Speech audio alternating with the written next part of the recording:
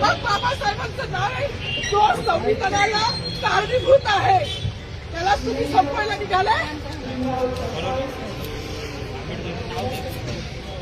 पालकमंत्र्यांची फार मोठी चूक आहे मॅडम, माफी मागणार नाही, पण पालकमंत्र्यांची ही चूक पदरात घ्यावी.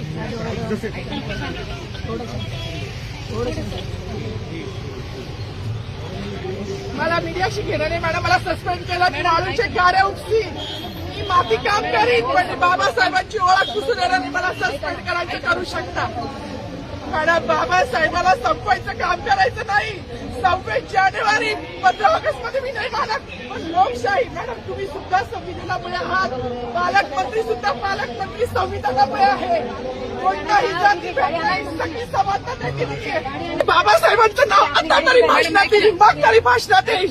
ज्या लोक संविधानाला लोकशाहीला कारणीभूत आहे त्यांची नावं वारंवार घेतली गेली, मग जो संविधानाला कारणीभूत आहे तो प्रजासत्ताक दिनाचा जो मानकरी आहे त्याचं नाव भाषणात का नाही.